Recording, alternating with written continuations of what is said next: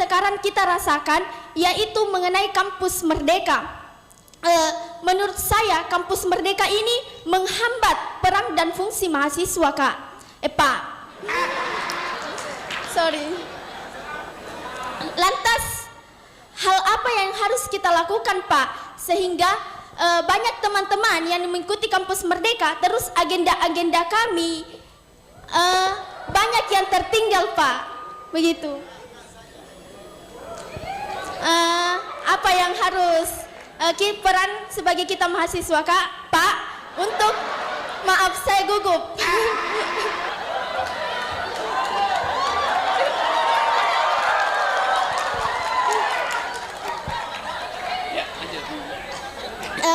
Lantas apa yang harus kita lakukan sebagai mahasiswa untuk menghadapi polemik-polemik mengenai kampus Merdeka?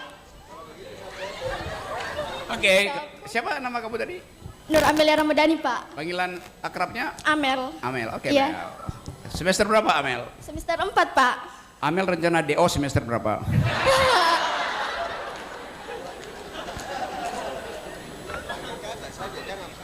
Coba kamu jawab. Rencana DO semester berapa? Semua di DO, kan. Jadi ini pertanyaan yang dianggap aneh. Biasanya orang tanya rencana selesai skripsi berapa tahun lagi. Saya puter, Anda rencana DO semester berapa? Karena kalau Anda ada di kampus Merdeka, Anda bisa pilih Anda mau selesaikan apa Anda nggak selesaikan studi Anda. Kalau Anda udah merasa lebih pintar dari 2-3 dosen Anda yang dungu, DO aja kan. Kalau Anda merasa bahwa pemerintah hari ini tidak diperlukan lagi, ya diganti aja. Itu namanya prinsip kemerdekaan. Merdeka artinya tidak diatur oleh institusi itu. Jadi, udah kamu boleh duduk Mel ya.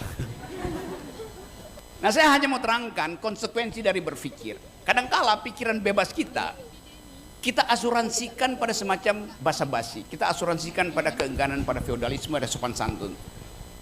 Anda kalau berpikir dengan mengandalkan sopan santun, tesis Anda nggak akan keluar. Jadi balik lagi pada tema Amel tadi, memang ide kampus Merdeka diucapkan sekedar sebagai tagline doang. Padahal rektornya sendiri nggak merdeka, menterinya sendiri nggak merdeka. Ngapain coba? Kecuali rektor Bosowa.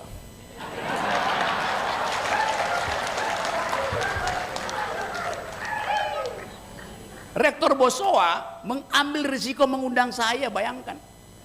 Tapi dia tahu bahwa foundernya juga merdeka. Ambil risiko. Jadi sekali lagi, perubahan itu hanya terjadi kalau di otak kita konsepnya udah selesai. Konsepnya selesai. Tinggal satu etape untuk menghasilkan kuantitas. Hanya kuantitas yang bisa menghasilkan kualitas. Anda demo 2 orang ya diabaikan oleh Pak Polisi. Tapi kalau Anda demo 1000 orang tiap hari, polisi ikut demo, bela Anda. Logika dari perjuangan begitu. Dan ingat bahwa kalau kita memperjuangkan sesuatu, kita tidak minta itu sebagai hadiah dari negara. Jadi kalau teman yang tadi, ya negara nggak mau dengar, memang negara mau dengar. Kan itu kan momentumnya ada. 2 minggu lalu saya pidato di depan buruh. Dan orang merasa Rocky Gerung turun gunung, padahal kok bisa naik gunung. Tapi ada momentum, dan kita ingin agar supaya momentum itu dirasakan oleh semua mereka yang merasa terhina di dalam sistem hari ini. Kita dihina kita. PLT, pejabat-pejabat diangkat 2,5 tahun. Artinya dia tidak bisa kita kendalikan selama 2,5 tahun. Korupsi akan terjadi karena dia nggak punya legitimasi dari rakyat. Itu kan menghina. Buat kampus itu insulting our intelligence, menghina akal sehat kita tuh. Begitu banyak kebijakan. Tadi saya kasih contoh IKN. Coba Anda bayangkan, di Amerika ada seorang perempuan warga negara Indonesia disewa oleh NASA ngajar di Harvard, main-main dengan Elon Musk untuk merancang pemukiman di ruang angkasa. perempuan Indonesia menjadi tokoh dunia karena dia merancang arsitek di ruang angkasa. Sementara presidennya gali-gali fondasi di Kalimantan. Jauh betul jarak intelektualnya. Bayangkan coba. Jadi kita mau lihat potensi anak muda kita itu tinggi sekali. Presiden bilang nanti 2045 ada bonus demografi buat milenial. Istilah yang keliru, nggak ada istilah bonus demografi. Yang ada istilahnya adalah demographic dividend. Dividen demografi. Artinya mesti ada investasi dulu, baru ada bonus. Itu dasarnya. Sekarang kita bayangkan, bisa nggak milenial hari ini jadi bonus demografi bersaing dengan milenial Vietnam? Lo IQ kita 70, bersaing apa tuh? Datanya begitu. Kenapa begitu? Karena hak bayi untuk memperoleh nutrisi, memperoleh susu, berubah menjadi semen. Susu yang mesti tiba di rahim ibu-ibu, jadi semen untuk bangun ibu kota. Bagaimana ada bonus demografi kalau otak kita tidak tumbuh? Karena stunting kita prevalensinya 24%. Artinya 1 dari 4 bayi yang lahir hari ini mengalami kekurangan gizi. Otak yang kekurangan gizi, formative years-nya, IQ-nya akan drop, mengecil otaknya. Kemampuan memproses kebijakan rumit nggak ada di kita. Jadi percuma dengar uraian dari presiden, bonus apa, bonus demografi apa, kalau IQ kita 70%, kalau IQ kita 70, kalau stuntingnya 24%, dan menurut Sri Mulyani, setiap bayi yang lahir hari ini sudah dibebani hutang 40 juta.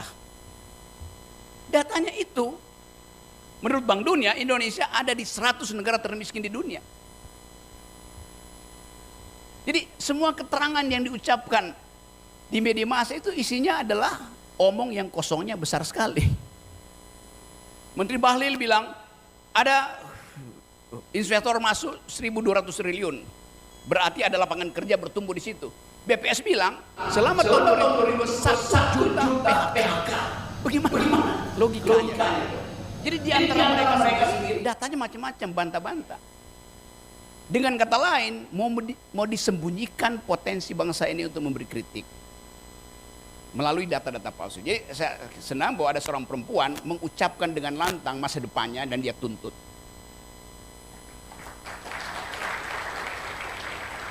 Nah, kita ingin agar supaya suara perempuan itu diucapkan. Karena generasi datang dari rahim perempuan. Kalau rahimnya tidak dirawat oleh negara, maka generasi juga akan pupus sebagai harapan. Oke, terima kasih.